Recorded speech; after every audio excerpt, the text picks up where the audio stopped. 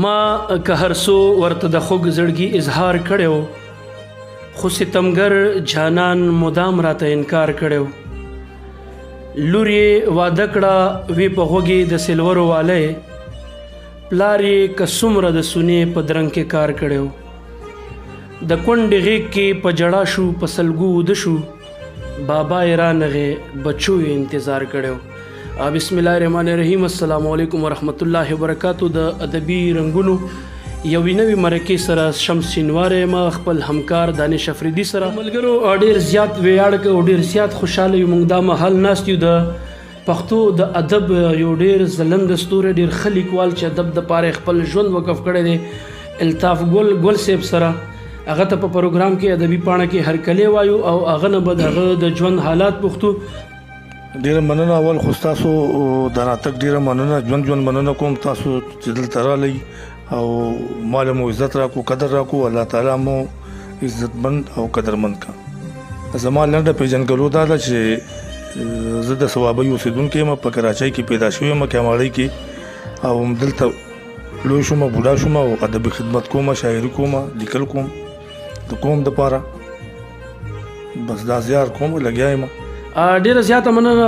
ملګرو. ګل صاحب تاسو پیژنګلو واورید د ثوابۍ د خاورې نه راغلی، په کراچۍ کې د ټول عمر تیر کړي، شاعر، ادیب، خیال، او بیا ځان ته و چې دلته بوډا هم شم. نو په دغه موقع باندې ماته اکثر د حمزه بابا یو شعر هم را یادېږي چې تشوي د پښتو غزله ځوان زدي بابا کم ستا په ننګو کې د حمزه د وینو سره دي او تشوي د پښتو غزله ځوان زدي بابا کم. نو یقینا که الطاف ګل صاحب جوړ دی، نو هغه خپل ځواني خپل ژوند وقف کړی. نه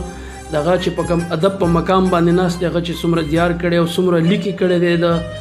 پښتو ادب ولس دپاره چې هغه کم کار کړی دی، هغه د ستاینې وړ دی. الطاف ګل صاحب تاسو نه به مخکې مونږ نور هم کلامونه ستاسو اورو، ستاسو نه به د ادب په حوالې سره غوښتنې زموږ چې څومره دي هغه به هم غواړو چې عوام سره ملګرو سره شریک شي. خو یو سوال اهم وي چې زه اکثر داسې چې سینیر ما سره کم ستر شاعران کینی، نو زه دغه سوال لرم چې نن سبا ملګري زیات تر شاعران بغیر د استادانو شاعري کوي. آیا شاعر دپاره د استاد څومره ضرورت دی؟ دا خو ډېر اهم سوال دی او ډېر لکه پیچیده هم دی.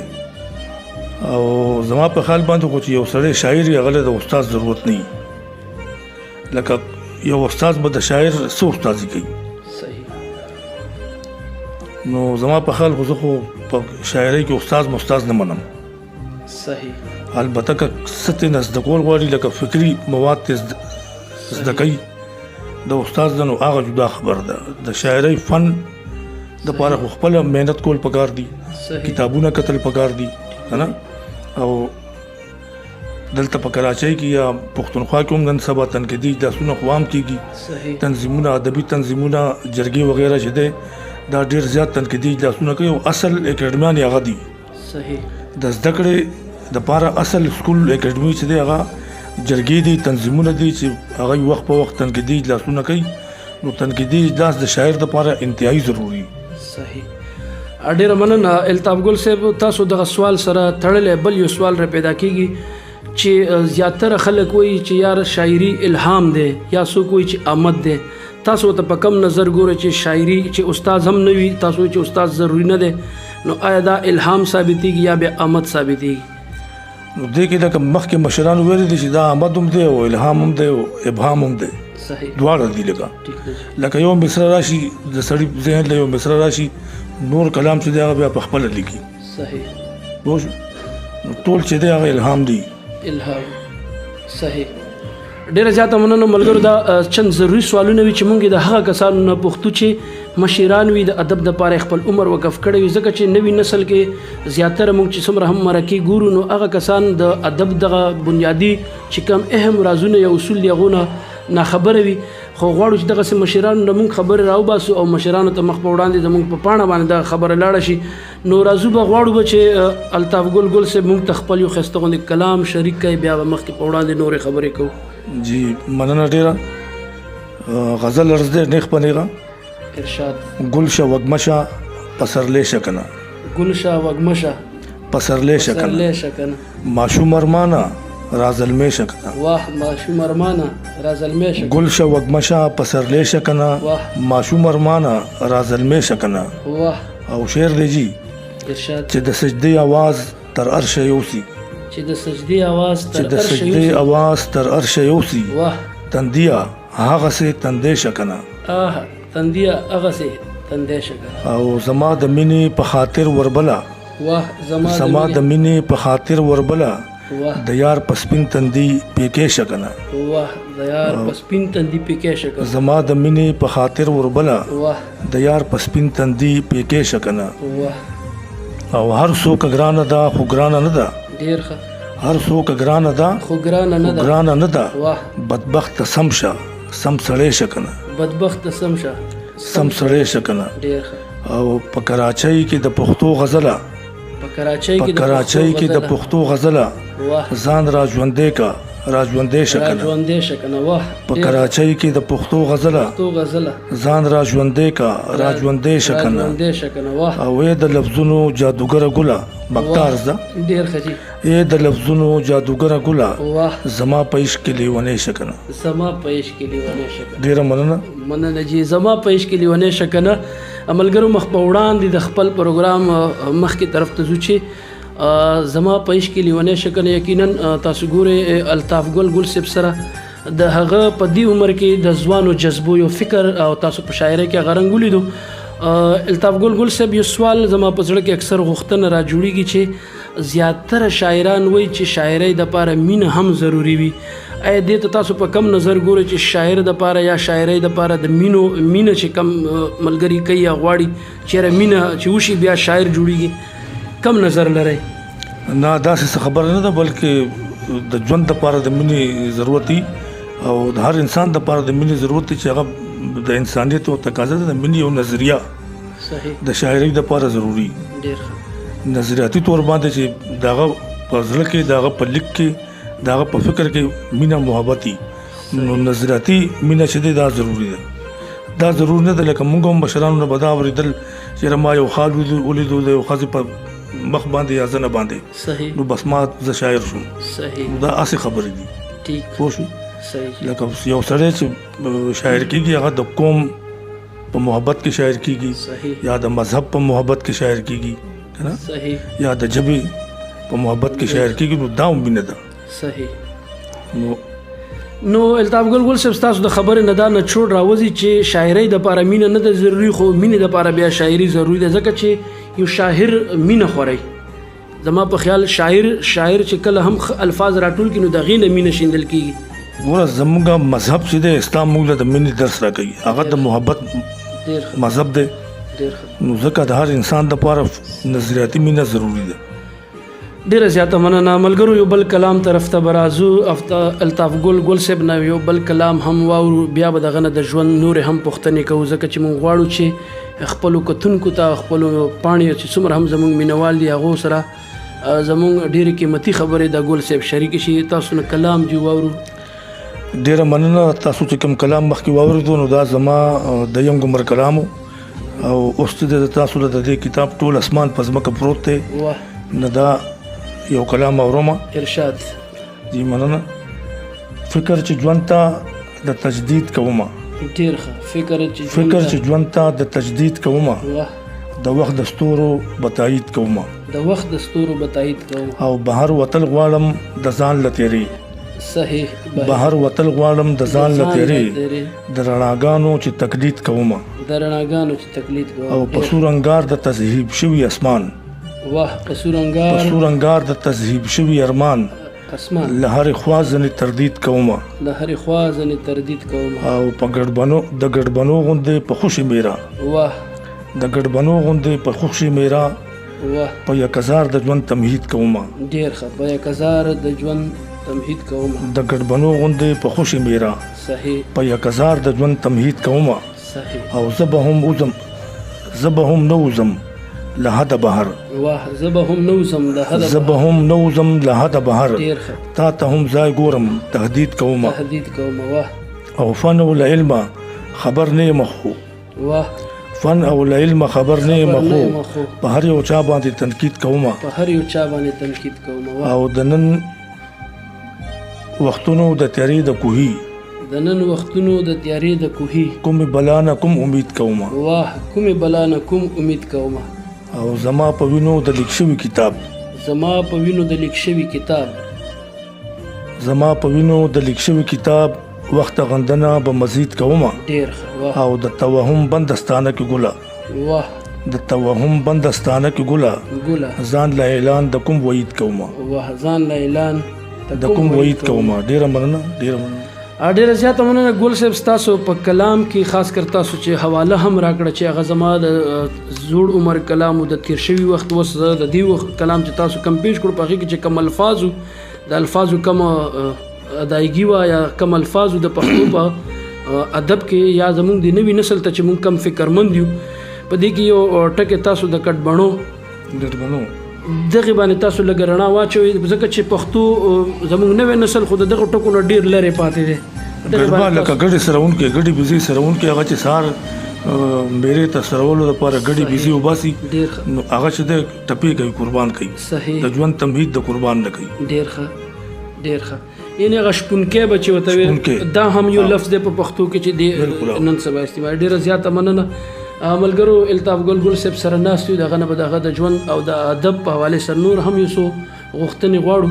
او ان شاء الله بیا به ورپسې یو بل کلام بیا به زموږ پروګرام راټولو جی ګرانو مینوالو تاسو ګورئ موږ ناست یو د الطاف ګل صاحب سره دغه خوندورې خبرې جاری دي او یقینا چې یو شاعر دومره هڅې کړې وي هغه به لیک لوست هم کړی وي هغه به لیک کړی وي ادب دپاره به دغه کتابي شکل کتابي ټولګي هم موجود وي نو موږ چې د الطاف ګل صاحب دغه لیکونه ولیدل نو یقینا د ستاینې وړ ګام دی دغه چې څومره هم لیک کړی دی او بیا هغه دا هم ووایي چېرې موږ شاعر دغه مسلو سره زیات مخ دی چېرې هغه کتاب چاپ کړي که بیا د هغه مخکتنې وکړي ځکه چې نن سبا کم حالات دي یا څومره ګراني ده یا څومره اخراجات دي نو یو شاعر دپاره دغه ډېر ګرانه شي چې هغه دومره کتابونه ولیکي نو یو کتاب زما مخې ته پروت دی په هغې باندې یو شعر دی چې نن د نن ویښې شپې دا حال دی د جانان په محبت کې او ټول اسمان په ځمکه پروت دی د انسان په هسې تمه نو دا د الطاف ګل صاحب یو کتاب دی ټول اسمان په ځمکه پروت دی په نوم یقینا ډېر خوندور کلامونه دي ډېرې هڅې دي پکې نو د ګل صاحب نه دغه تپوس کوو چې څومره لیک کړی د غزل د نثر تذکرې تاسو څه لیکلي څومره کار تاسو نور کړی یا څه روان دي هغې حوالې سره چې زمونږ کتونکي خبر شي ډېره مننه اول خو مونږه لکه لنډه کې به ووایم چې د توریالي ادبي جرګې کیاماړۍ نه چې دی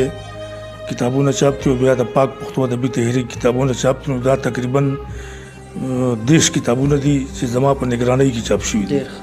د هغې نه علاوه زما دا تذکره ده د کراچۍ د شاعرانو د صنف فضا او پښتانه بادونه نه دا خو زړه ده صحیح زما تذکره ده د کراچۍ ګلونه د کراچۍ ګلونه او د هغې نه پس چې ما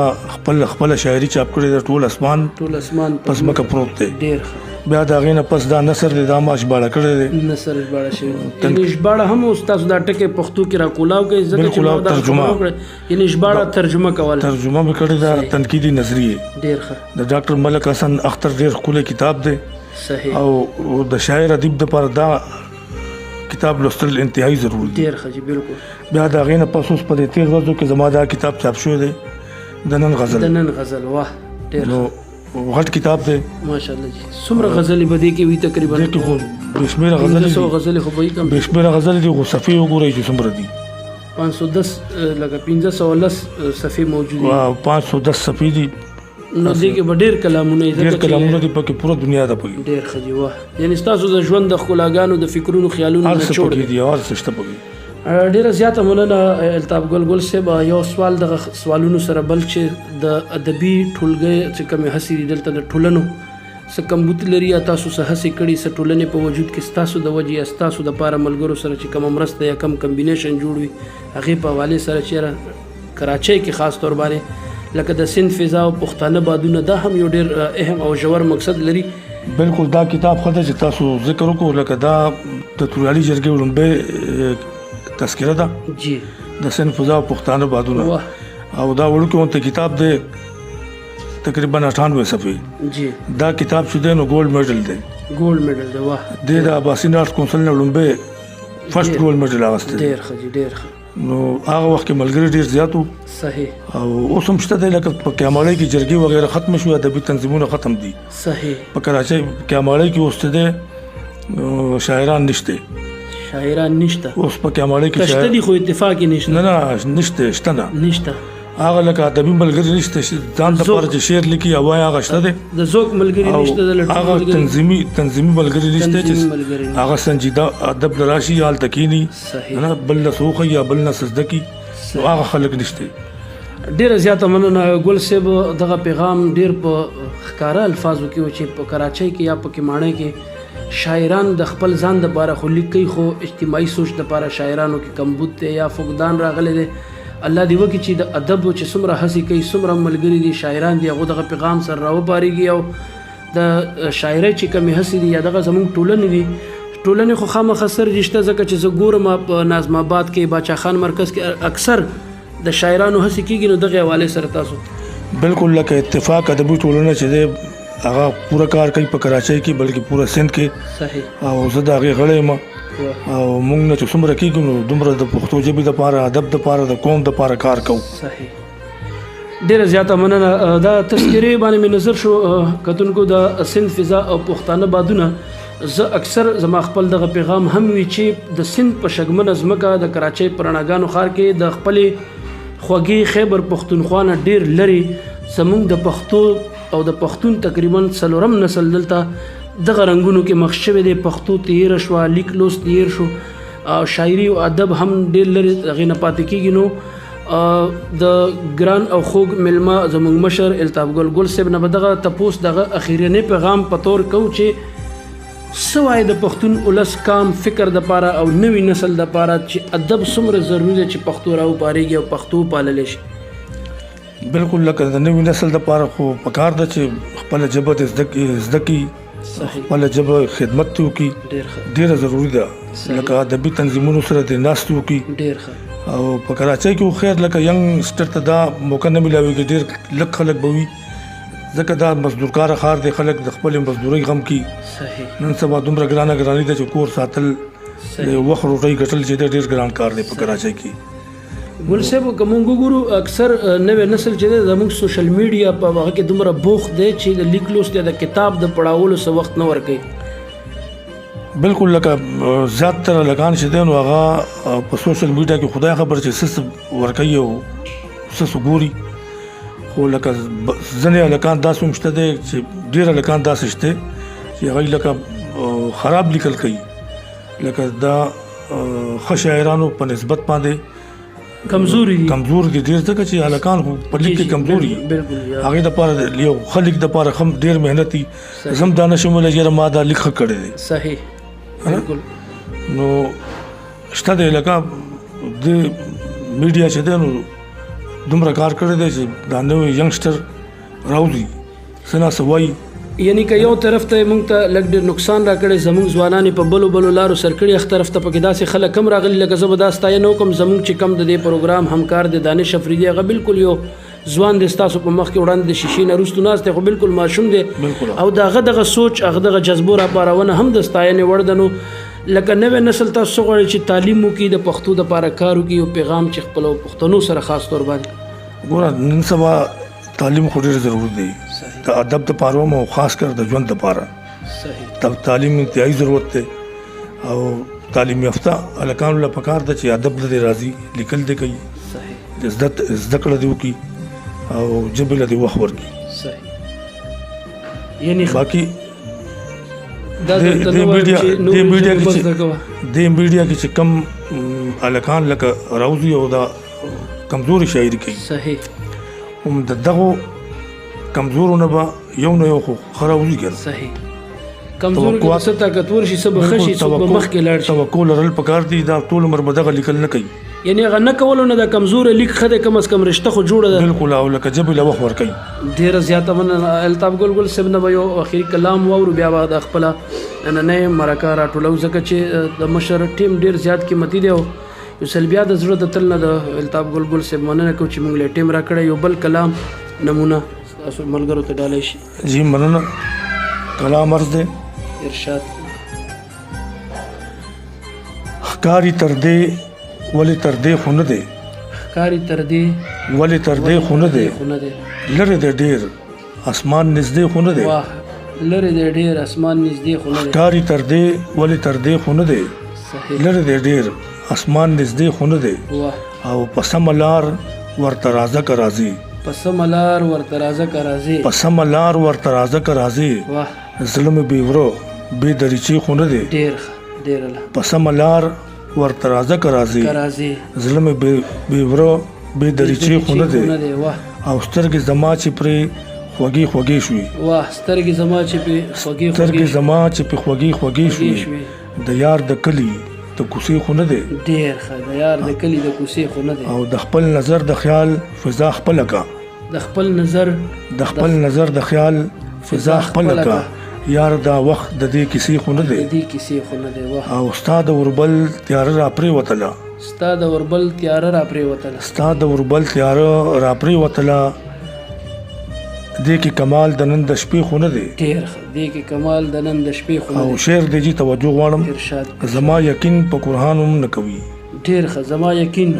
یقین په قرآن هم نه کوي. واه چېرته د بلې عقیدې خو نه دی. ډېر الله ډېر ښه ډېر بهترین. ډېره زیاته مننه ملګرو. دا موږ سره نن ډېر خوږ او دروند شاعر ښه لیکوال چې ډېرې هڅې د پښتو دپاره کړي الطاف ګل صاحب د هغه هم نړۍ مننه کوو چې موږ ته دومره وخت راکړو. خپل پیغامونه خپل خیالونه فکرونه یې موږ سره شریک کړو. په